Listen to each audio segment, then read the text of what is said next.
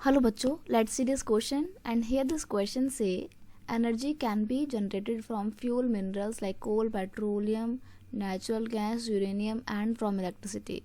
यहाँ पे बोला गया है कि एनर्जी आप कैसे जनरेट कर सकते हो, फ्यूल मिनरल का इस्तेमाल करके, जैसे कि कोयला का, पेट्रोल का, नेचुरल गैस का, यूरेनियम का या फिर इलेक्ट्रिसिटी का इस्तेमाल करके आप एनर्जी को जनरेट कर सकते हो.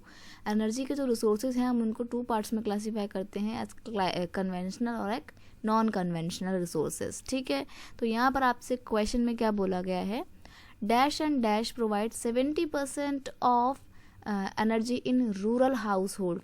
तो बेसिकली आपसे यहाँ पे ना क्या बोला है कि रूरल इंडिया में एनर्जी सोर्सेज जो हैं वो कौन कौन से हैं. ऑप्शन आपको यहाँ पे दिए हुए हैं, बायोगैस या फिर सीएनजी, फायरवुड या फिर कैटल डंग, कोल या फिर फॉरेस्ट वुड, एग्रीकल्चर वेस्ट या फिर एलपीजी. अब देखिए यहाँ पे क्वेश्चन का की कॉन्सेप्ट क्या है. क्वेश्चन का यहाँ पे की कॉन्सेप्ट है एनर्जी रिसोर्सेज, और वो भी कहाँ के, energy sources of rural India, of rural India के रूरल एरिया की हम यहाँ पे बात कर रहे हैं. ठीक है, तो कौन कौन से होते हैं, एक तो देखो यहाँ पे मिट गया है.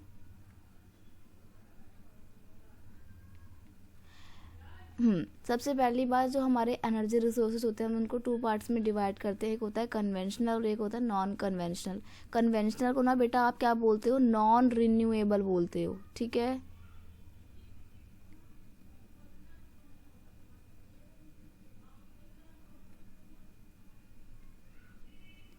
और इसको क्या बोलते हो, इसको बोलते हो रिन्यूएबल. क्यों, क्योंकि रिन्यूएबल इसलिए होते हैं नॉन कन्वेंशनल, बिकॉज आप इसको दोबारा से जनरेट कर सकते हो, एक बार के इस्तेमाल करने के बाद ये बिल्कुल ख़त्म नहीं होते हैं. इसके एग्जांपल की बात करें तो आप इसका एग्जांपल दे सकते हो सोलर एनर्जी. ठीक है, सोलर एनर्जी है, टाइडल एनर्जी है, बायोगैस है, विंड एनर्जी, ये सब नॉन कन्वेंशनल का एग्जांपल है. और वहीं कन्वेंशनल की बात करें जिनको आप दोबारा से रिन्यू नहीं कर सकते, एक बार के ख़त्म होने के बाद, एक बार के इस्तेमाल होने के बाद ये ख़त्म हो जाते हैं, वो है आपके कोल, पेट्रोलियम एट्सेट्रा.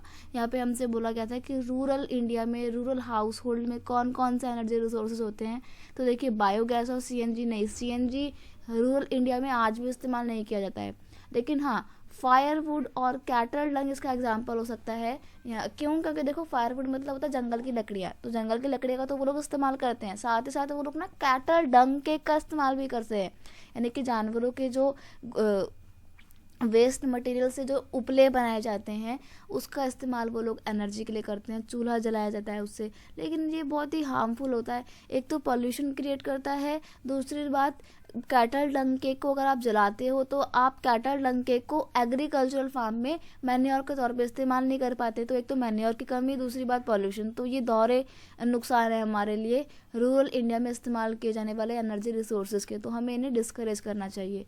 फिलहाल यहाँ पे ऑप्शन बी फाइनल आंसर है आपका कि firewood and cattle dung cake are provide 70% energy of rural household. So option B is your final answer. I hope you understand it well. Best of luck.